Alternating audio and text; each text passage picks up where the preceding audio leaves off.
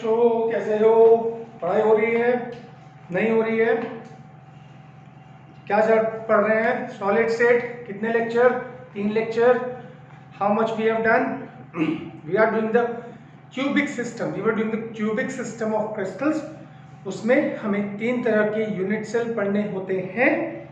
हमने पढ़ लिए हैं सिंपल क्यूबिक यूनिट सेल और उसके टोटल नंबर ऑफ एटम्स, ए और आर के बीच में रिलेशनशिप, ए और डी के बीच में relationship. We have done that.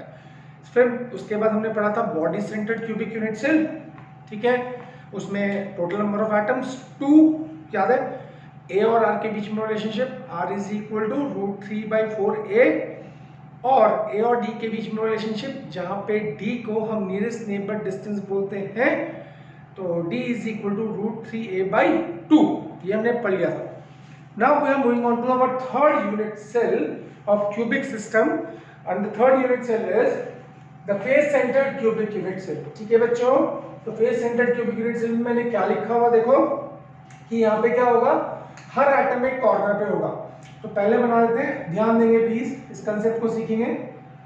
देखो ये फिगर वो है कि आप सिर्फ समझे, कंसेप्ट को समझे। हर कॉर्नर पे एक एटम होगा, क्योंकि ये तो प्रिमिटिव है, इसके बिना तो यूनिट सेल बन ही नहीं सकता, ठीक है। फिर हर फेस के सेंटर में एक एटम होगा। क्या बोला? हर फेस के सेंटर। तो फेस बनाए जरा अलग अलग कलर से। ऊपर वाला फेस दिख रहा है आपको? ये क्या हो गया, चलिए कोई बात नहीं। ऊपर वाला फेस दिख रहा है आपको? ऊपर वाला फेस 1 2 3 4, इसके सेंटर में एक एटम। ये साइड वाला फेस 1 2 3 4, इसके सेंटर में एक एटम, ठीक है। साइड वाला फेस, इसके सेंटर में एक एटम। नीचे वाला फेस, इसके सेंटर में एक एटम। यहां तक तो ठीक है। अब देखो दो फेस को हम बोलते हैं आगे वाला फेस और पीछे वाला फेस। अब आगे वाला फेस देखिएगा, इन 4 एटम को मिला के आगे वाला फेस बनेगा, ठीक है। और इसका सेंटर एटम कहां पे आएगा? इसका सेंटर एटम आएगा बेटा इस वाले एटम के, देखो इसका सेंटर कहां आएगा? आगे वाले, इस वाले एटम के पास, यहां पे आएगा,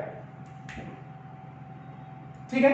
ये फेस सेंटर एटम होगा इस वाले फेस का। अब कौन सा बचा? ये वाला फेस, ये पीछे वाला फेस है, इसका सेंटर एटम आएगा इसके पास आएगा। बीच में क्या आता है? बॉडी सेंटर, जो हमें बनाना नहीं। समझ में आ गया? तो ये क्या है? ये कौन है? रेड वाले जितने भी एटम है, ये फेस सेंटर एटम हो गए। कितने फेस होंगे? ठीक है। तो हमने क्या बोला? ऊपर एक। ये वाले एटम्स कौन से हैं? फटाफट देखेंगे बच्चों, फटाफट देखेंगे। ये जो ब्लैक वाले एटम्स हैं, ये कौन से एटम्स हैं? कॉर्नर एटम्स, ठीक है। और हमने बोला ये वाले एटम्स कौन से हैं? जो रेड वाले एटम्स हैं, रेड वाले एटम्स को क्या बोलेंगे?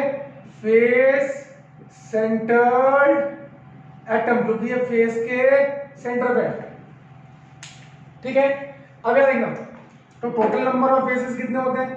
टोटल नंबर ऑफ फेसेस कितने होते हैं? बोलो बोलो बोलो, फेसेस कितने होते हैं? 6। तो अभी हमें 6 एटम यहाँ पे दिख रहे हैं, ठीक है जी। अब हम सबसे पहला पॉइंट आते हैं, what is the total number of atoms, जैसा कि हमने सिंपल क्यूबिक में भी पढ़ा था और पीसीसी में भी पढ़ा था, ठीक है। अगर मैं आपसे पूछूं total number of atoms in a FCC unit cell, कौन सा यूनिट सेल? एफसीसी, ठीक है बेटा। तो आप ध्यान देंगे, देखो कॉर्नर वाले एटम का कितना कंट्रीब्यूशन होता है, आगे 2 बार पढ़ लिया है। अगर आपने पिछले वाला वीडियो देखा तो आपको प्रॉब्लम होगी। कितना होता है? 1/8। और ऐसे कितने एटम है कॉर्नर पे? 1 2 3 4 5 6 7 8, यानी कि इस एटम का सिर्फ 1/8 पोर्शन ही इस यूनिट सेल में आता है। अब देखो प्लस, अब कितने एटम्स है फेस के सेंटर पे? फेस के प्लस, फेस के सेंटर पे कितने एटम्स है? 6 एटम है। इनका ये कौन से एटम है? ये है कॉर्नर वाले एटम। और ये 6 कौन से हैं? ये फेस सेंटर एटम। अब देखो क्या होता है, ये एक यूनिट सेल है, ठीक है। इसका एक फेस देखना, ये एक फेस है। अब अगर मुझे ये सोचो कि ये यूनिट सेल स्पेस लैटिस के अंदर, कहाँ है? स्पेस लैटिस के अंदर, तो इस फेस को यूज करके मैं एक और, अब देखो दिस फेस, ये जो फेस है, this face is common to 1 unit cell and to second unit cell. कितने यूनिट सेल है इसमें? 2। और दोनों यूनिट सेल क्या कर रहे हैं? इस वाले फेस को शेयर कर रहे हैं। बोलो हाँ या ना, कर रहे नहीं कर रहे? तो इस वाले एटम का कितना पोर्शन, आधा एटम ये इस वाले यूनिट सेल में आएगा और आधा एटम ये इस वाले यूनिट सेल में आएगा, यानी कि आधा एटम 1 यूनिट सेल का पार्ट होगा और आधा एटम सेकंड यूनिट सेल का पास होगा। तो हम क्या बोलेंगे कि 6 के 6 फेस का कितना पोर्शन आएगा, 1/2 × 6। तो कितना आ जाएगा, 1/8 × 8 1, 1/2 × 6 3, क्या जाएगा 4। तो Z = 4 atoms per unit cell. मेरे ख्याल से ये समझ में आ गया। सिंपल क्यूबिक में कितने थे 1, बीसीसी में कितने 2, एफसीसी में कितने 4। तो अब नोट क्या है, नोट क्या है, नोट क्या है, नोट क्या है, बड़ा बड़ा नोट क्या है कि a corner a face centre atom, a face center atom is shared by 2 unit cells. कितने unit cells, 2 unit cells, such that its contribution towards 1 unit cell is only 1/2। समझ में आ गया। जो कॉर्नर वाला फेस सेंटर वाला item होता है उसका सिर्फ हाफ पोर्शन ही एक यूनिट सेल में आता है, ठीक है। तो 6 का हाफ कितना आएगा 3 और 8 का 1/8 कितना आएगा 1, तो 3 + 1 कितना आया 4 आया। तो मेरे ख्याल से ये समझ में आ गया। अब हमें क्या करना है, अब हमें सेकंड पार्ट करना है। सेकंड पार्ट क्या है, ए और आर के बीच में relationship, relationship between A and R। अभी आपको पता है what is A what is R। A होती है एज लेंथ और सारी एजेस बराबर हैं, क्योंकि कौन सा सिस्टम है, क्यूबिक सिस्टम, और R क्या है, इस एटम का रेडियस, ठीक है। अब आते हैं वापस, ये नोट कर लीजिएगा प्लीज, पॉज करके नोट कर लीजिएगा, फिर आगे चलते हैं, ठीक है। ये हटा दूं, गुड।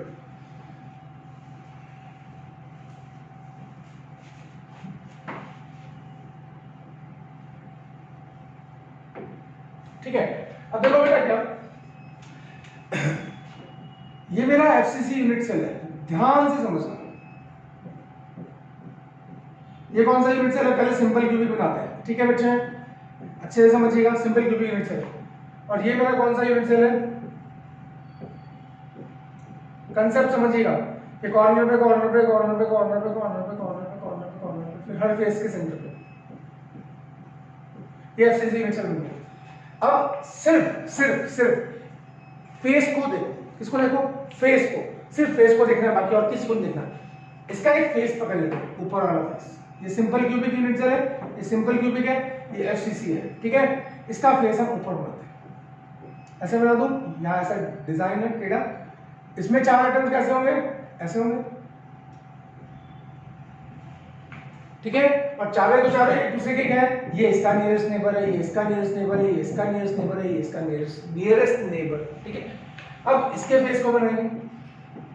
देखो अब क्या है, वही कहानी, जब आप फेस के सेंटर में उसी साइज का एटम डालते हैं, ठीक है, तो इतनी जगह तो होती नहीं फेस के सेंटर में कि इसी साइज का एटम आता है। अब क्या होगा, ये चारों एक दूसरे के नियरेस्ट नेबर नहीं रहेंगे, ये देखो ये खिसक जाएंगे। इस कंसेप्ट को समझिए, ये है बेटा अल्टीमेट चीज, ठीक है। इसको नहीं समझोगे तो कुछ नहीं आएगा। और ये आपको प्रॉब्लम ये है कि सिखाने को नहीं मिलता ना, ये आपको जल्दी से सीखते नहीं हो आप लोग, ठीक है। अब ये चारों जो सिंपल क्यूबिक में एक दूसरे के नियरेस्ट नेबर थे, तो वो एक दूसरे के नियरेस्ट नेबर नहीं है। पर अब ये जो body centre face centre atom है, ये इन चारों के डायरेक्ट कांटेक्ट में होगा, यानी कि ये इसका नेबर होगा, ये इसका नेबर होगा, ये इसका नेबर होगा, ये इसका नेबर होगा, पर ये दोनों एक दूसरे के नेबर नहीं होंगे, पहली बात। दूसरी बात, इसका साइज छोटा होगा, इसका फेस का साइज बड़ा होगा, यानी कि एफसीसी यूनिट सेल बड़ा होगा सिंपल क्यूबिक से, और बीसी से भी बड़ा होगा। क्यों बड़ा होगा, सिंपल क्यूबिक में नंबर ऑफ एटम कितने 1, बीसीसी में नंबर ऑफ एटम कितने 2, एफसीसी में नंबर ऑफ एटम कितने 4 4। तो जितने ज्यादा एटम्स होंगे उतना बड़ा यूनिट सेल होगा। तो सबसे बड़ा यूनिट सेल कौन सा, एफसीसी, फिर कौन सा बीसीसी, फिर कौन सा सिंपल क्यूबिक, याद रखना, ठीक है बेटा। तो मेरे ख्याल से समझ में आ गया ये आपको समझ में आ गया कि फेस सेंटर एटम, ये कौन सा एटम है, face centre atom, face centre atom. Face centre atom जो होगा वो चारों कॉर्नर वाले एक दूसरे के चारों के डायरेक्ट कांटेक्ट में होगा। तो जो दो कॉर्नर वाले एटम्स है, ये दो कॉर्नर वाले एटम्स एक दूसरे के डायरेक्ट कांटेक्ट में नहीं होंगे। समझ में आ गया, आगे चलें। अब आते हैं अब ये कंसेप्ट खत्म हो गया, अब आते हैं डेरिवेशन पे। ठीक है बच्चों, ठीक है मेरे बच्चों, वापस आ जाए डेरिवेशन पे आ जाए। Derivation between A and R. अब हम यहाँ पे बनाते हैं एक एफसीसी यूनिट सेल दोबारा से 1 2 3 4 बस, और ये फेस सेंटर। ठीक है, ए बी सी हमने बना दिया ए सी। ठीक है, ठीक है। तो अब डेरिवेशन पे आ जाए, बाकी की जरूरत नहीं है बेटा। हाँ, तो अब डेरिवेशन पे आते हैं। In right triangle A B C, A C क्या हुई हाइपोटेन्यूज, तो ए सी का square is equal to A B का स्क्वायर प्लस बी सी का स्क्वायर। और कौन सा सिस्टम पढ़ रहे हैं हम, क्यूबिक सिस्टम। ये भी क्या है ए और ये भी क्या है ए, क्योंकि सारी एजेस बराबर होती है। ठीक है, अब ये कितना है ए का स्क्वायर, ये भी कितना है ए का स्क्वायर, ये कितना हो गया 2a का स्क्वायर, तो AC is equal to 2a का स्क्वायर और AC is equal to root 2a। ये होगी क्वेश्चन नंबर फर्स्ट। एग्रीड। अब AC को दोबारा से बनाओ, ये बनाया AC। कितने आइटम्स है अभी सिखाया था, ये कॉर्नर वाला आइटम हो गया, ये दूसरा कॉर्नर वाला आइटम हो गया, और ये बीच में बॉडी सेंटर आइटम हो गया। सबका साइज बराबर बनाना है प्लीज। ये कॉर्नर वाला आइटम, ये कॉर्नर वाला आइटम, और ये बॉडी सेंटर आइटम। ठीक है बच्चे, ये कौन सा आइटम है, बॉडी सेंटर, सॉरी बॉडी नहीं, face centred item, face centred item. ये कौन है, ए है, ये सी है। इस डायग्राम को मैंने यहां बना दिया, यहां से लेके यहां तक क्या आर, यहां से लेके यहां तक का 2r, डायग्राम है ना पूरा, यहां से लेके यहां तक, और यहां से लेके यहां तक क्या होगा d, nearest neighbour distance, half of this and half of this. ये सिखा रखा है आपको, पुराना वीडियो देख के आइएगा प्लीज। ठीक है बच्चों, यहां तक आया। बट AC कितना आ रहा है आपको, AC is equal to 4r आ रहा है, एंड AC कितना आ रहा है, AC is equal to 2d आ रहा है। D की टर्म्स में लिखोगे तो AC 2d आएगा, और R की टर्म्स में लिखोगे तो R plus 2r, 3r plus r 4r। ठीक है बच्चों, अब इसको इसके साथ इक्वेट करो और इसको इसके साथ इक्वेट करो। ठीक है, तो क्या आ जाएगा, root 2a is equal to 4r, और r is equal to root 2 by 4a, और r is equal to a upon 2 root 2। This is the relationship between A and R for HCC unit cell. यहाँ पे इसको इसके साथ equate करो, root 2a is equal to 2d, और d is equal to root 2 by a2, और d is equal to a upon root 2। मैंने आपको कहा था इसको अगर आप 2 से मल्टीप्लाई कर देते हैं इंटू 2, तो आपका d और a का रिलेशन निकल जाएगा। तो मेरे ख्याल से ये क्लियर हो गया होगा आपको। तो अब हमारा एफसीसी यूनिट सेल भी यहाँ पे खत्म हो गया। अब now we will move on to some numericals. किस पे आएंगे, न्यूमेरिकल्स पे। ठीक है, न्यूमेरिकल से पहले कुछ बातें आपको बता दूं।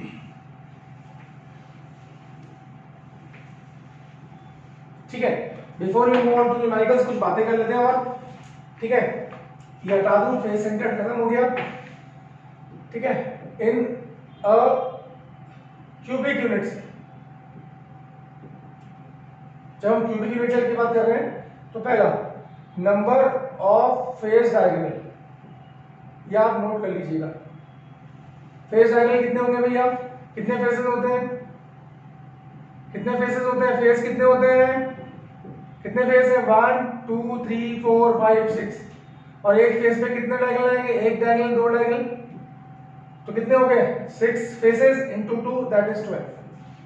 तो एक क्यूबिक यूनिट सेल में, चाहे वो सिंपल क्यूबिक हो, बीसीसी हो, एफसीसी हो, total number of face diagonal कितने आएंगे, क्योंकि नंबर ऑफ फेसेस कितने होते हैं 6। एक फेस पे कितने डायगोनल बन सकते हैं 2, तो 6 इंटू 2 दैट इज 12। दूसरा number of body diagonal, number of body diagonal कितने हो जाएंगे भाई, अगर एक क्यूब एक रूम को मान लेते हो, एक डायगोनल, दो डायगोनल, तीन डायगोनल, 4 डायगोनल। ठीक है, तो नंबर ऑफ बॉडी डायगोनल कितने बनेंगे 4। तब तक आ गया, हाँ या ना।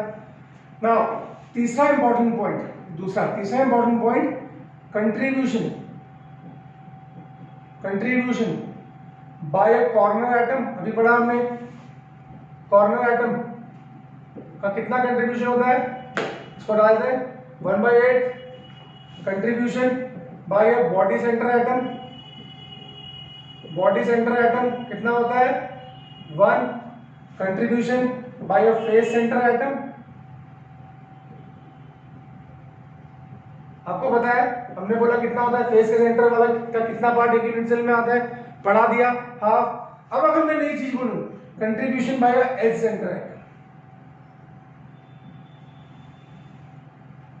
ये आता है 1/4। देखो क्या, ये कोई भी यूनिट सेल है, इसमें आप एक एज ले रहे हो, इस एज से कितने यूनिट सेल और एज के सेंटर पे एक एटम होता है, एक यूनिट सेल ये बनेगा, एक इसके सामने बनेगा, एक इसके ऊपर बनेगा, एक इसके ऊपर बनेगा, सबके लिए ये एटम कॉमन होगा। ठीक है, तो नोट क्या है, एज सेंटर एटम, क्या बोला, edge centre atom is shared by कितने unit cell, 4 unit cells. therefore its contribution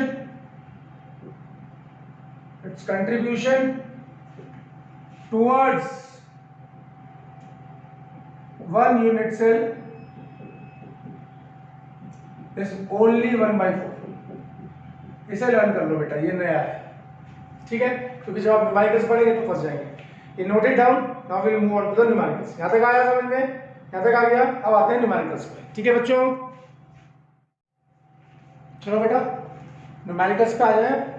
ठीक है, 2 न्यूमेरिकल्स लिखे हुए, ऐसे इन 3-4-5 टाइप्स कर लेते हैं, तो फिर ये सिंपल क्यूबिक बीसीसी एफसीसी के न्यूमेरिकल्स कंप्लीट हो जाएंगे।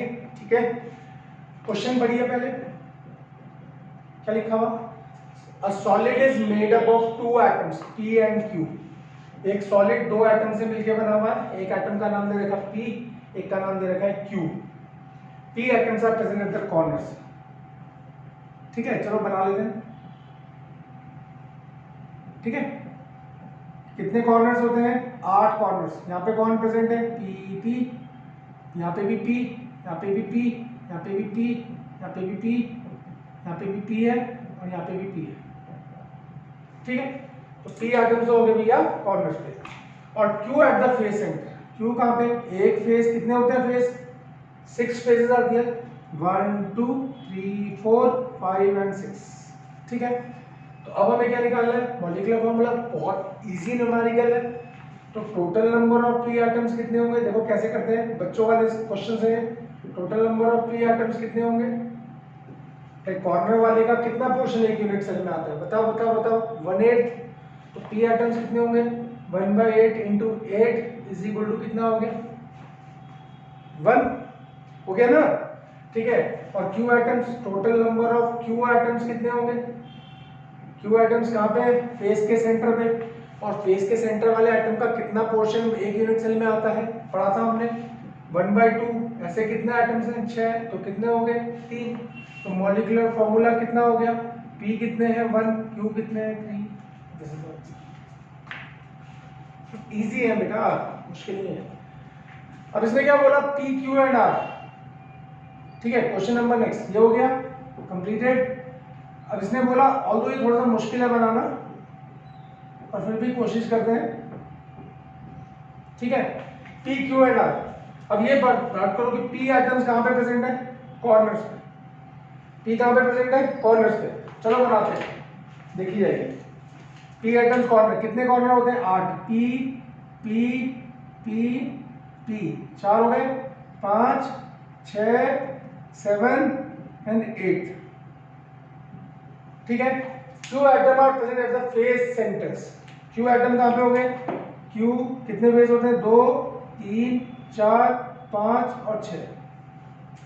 ठीक है, अब यहाँ देखो R at the edge centres होते हैं, R एज सेंटर पे एजेस कितनी होती है, 12। 1 R 2 R 3 R 4 R 5 R, यहाँ पे 6 R, यहाँ पे 7 R, यहाँ पे 8th R, यहाँ पे 9th R, यहाँ पे 10th R, यहाँ पे 11th R, यहाँ पे 12th R। हो गए, हो गए, तो बन गया हमारा। अच्छा सा लग रहा है देखने में यूनिट सेल। अब चलो नंबर ऑफ एटम्स निकाल लेते हैं फटाफट। तो टोटल P एटम्स कितने होंगे, P एटम्स कहाँ पे है, कॉर्नर्स पे, बस इसका ध्यान रखना। Q कहाँ पे है, फेस सेंटर पे। तो कॉर्नर वाले का कितना पोर्शन आता है, 1/8 इंटू 8 कितना हो गया, 1। टोटल क्यू एटम्स कहाँ पे है? फेस सेंटर पे। फेस सेंटर वाले का कितना पोर्शन एक यूनिट सेल में आता है? पिछला वीडियो देखिए, नहीं इसी में आया है तो 1/2 × 6 दैट इज इक्वल टू 3। और आर कहाँ पे है? टोटल आर एटम्स, आर कहाँ पे है? आर कहाँ पे है? आर है एज सेंटर पे। अभी लिखाया था नोट में कि जो एज के सेंटर पे एटम होता है उसका 1/4 पोर्शन ही एक यूनिट सेल में आता है। तो 1/4 और ऐसी कितनी एजेस हैं? 12 एजेस अभी गिनाई थी आपको, तो कितने हो गए? 4 3 12। तो देयरफॉर मॉलिक्यूलर फार्मूला कितना हो गया? P कितना है? 1, Q कितना है? 3, R कितना है? 3। ठीक है, तो we have completed 2 numericals, now we will move on to third numerical. Pause करके नोट कर लेना, ठीक है। अब मैं इतनी लैंग्वेज नहीं लिखूंगा इतनी लंबी चौड़ी, अब फटाफट न्यूमेरिकल करते हैं, ठीक है बच्चे। अब शॉर्ट में लिखेंगे क्वेश्चन नंबर 3, ठीक है। पी एटम्स जो है वो तो कॉर्नर्स पे है, ठीक है। क्यू एटम जो है at the centre of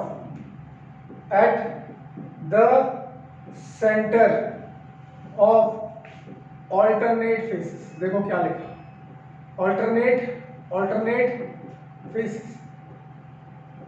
now और क्या बोला गया? Find molecular formula. अब देखो बेटा, क्या बच्चे कर तो लेते हैं पर इसमें गड़बड़ करते हैं बच्चे ना, ठीक है। क्या गड़बड़ करते हैं? वापस आते हैं, ठीक है। 8 कॉर्नर्स को खाली कर दो क्योंकि वहां पे किसने आना है? पी एटम्स ने आना है। पी पी पी पी 4 हो गए, 5 6 7 एंड 8 पी एटम्स हो गए राइट कॉर्नर्स में। अब ना सेकेंड लाइन पढ़ी तो हमारा ये तो निकल गया भैया कि टोटल पी एटम्स कितने हो गए, ठीक है। 1/8 × 8, तो आप रटी गया होगा 1। अब क्यू एटम्स को कहां बोला गया? क्यू एटम्स को बोला गया at the centre of alternate face. ना देखो एक फेस को देखो जरा, इसके अल्टरनेट फेस कौन से हैं? ये वाला फेस इसका अल्टरनेट है, ये वाला फेस इसका अल्टरनेट है, ये वाला फेस इसका अल्टरनेट है, ठीक है। मतलब ये अगर हम इसको ए फेस मान लेते हैं तो बी भी इसका अल्टरनेट है, सी पीछे वाला भी इसका अल्टरनेट है, डी सामने वाला भी इसका अल्टरनेट है, ई नीचे वाला भी इसका अल्टरनेट है। ये फेसेस हैं ए, मैं लिखूंगा ए बी सी डी ई, ये सारे अल्टरनेट फेसेस हैं। मतलब अगर हम इसके सेंटर में एक एटम रख दें तो ना वो दूसरा एटम ना आप बी में रख सकते, ना आप सी में रख सकते, ना आप डी में रख सकते, ना आप ई में रख सकते, सिर्फ कहां रखना पड़ेगा? समझ में आया? देखो ना, ये एक फेस है, ये दीवार एक फेस है, तो ऊपर वाली दीवार भी इसकी अल्टरनेट हुई, नीचे वाली दीवार भी इसकी अल्टरनेट हुई, साइड वाली दीवार भी इसकी अल्टरनेट हुई, और ये साइड वाली दीवार भी इसकी अल्टरनेट हुई। समझ में आया? बच्चे क्या करते हैं? बच्चे बोलते हैं अच्छा अल्टरनेट फेसेस 6 दीवारें हैं, मतलब 6 फेसेस हैं, उनकी अल्टरनेट होगी 3। तो यहाँ पे बच्चे क्या कर लेते हैं? 3 ले लेते हैं और आंसर आता है गलत, ठीक है। तो देयरफॉर टोटल क्यू एटम्स कितने होंगे? एक यहाँ पे होगा, एक दूसरा एटम क्या होगा? ना बी में हो सकता है, ना सी में हो सकता है, ना डी में हो सकता है, ना ई में, सिर्फ कहाँ होगा? ऑपोजिट। यानी कि टोटल नंबर ऑफ एटम्स कितने आएंगे? 2। और जो फेस के सेंटर में एटम होता है उनका कितना पोर्शन एक यूनिट सेल में आता है? 1/2। तो 1/2 × 2 = 1। देयरफॉर मॉलिक्यूलर फॉर्मूला क्या हुआ? pK। दिस इज आंसर, ठीक है। मेरे ख्याल से ये भी क्लियर हो गया। तो 3 न्यूमेरिकल हमारे हो गए। Now will move on to the 4th numerical, ठीक है। समझ में आ रहा है बच्चों? फास्ट करते हैं इसको, थोड़ा इजी पोर्शन है, ठीक है। हाँ, हमने बोला question number 4, find the total number of atoms. इस बार थोड़ा सा अलग है। Total number of atoms in a cubic unit cell having one atom at each corner and 2 atoms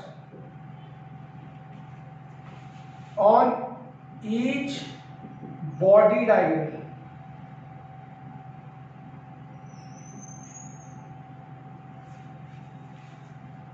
ठीक है, बहुत प्यारा क्वेश्चन है। अब देखो बेटा क्या, इसके आंसर में कई सारे हो सकते हैं।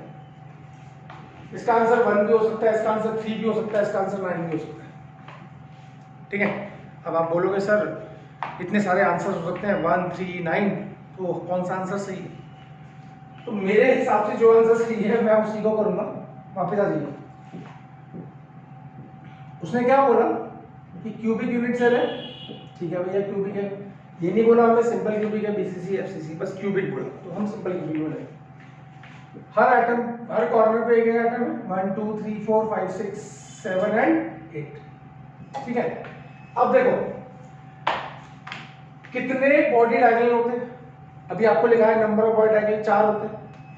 एक यहां से लेके यहां तक, यहां से लेके यहां तक, एक यहां से लेके यहां तक, एक यहां से लेके यहां तक और एक यहां से लेके यहां तक। ठीक है, 4 बॉडी डायगोनल होते हैं ना भाई। एक बॉडी डायगोनल वहां से, एक दूसरा यहां से, तीसरा यहां से, चौथा यहां से, 4 बॉडी डायगोनल होते हैं।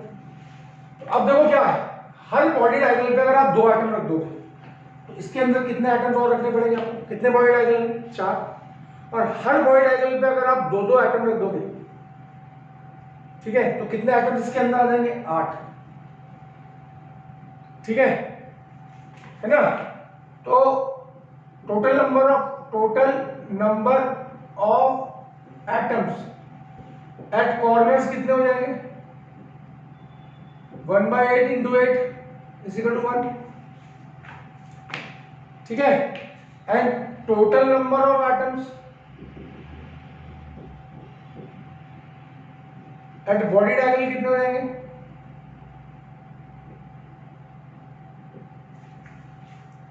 ये सॉल्यूशन 1 है इसका। ठीक है, बस 4 बॉडी डायगोनल है, तो हर एक के सेंटर में आप 2 रखोगे तो कितने हो जाएंगे? 4 into 2 that is equal to 8। हाँ या ना? ठीक है, तो therefore total number of atoms कितने हो जाएंगे? 8 plus 1 that is equal to 9। मैंने बोला था ना 9 दिया आएगा। तो आ गया एक तरीका, तो ये हो गया। ठीक है, नोट कर लेना बेटा इसका, ये सॉल्यूशन 1 है इसका, मैं सॉल्यूशन 2 पे आता हूं इसका। नोट कर लिया?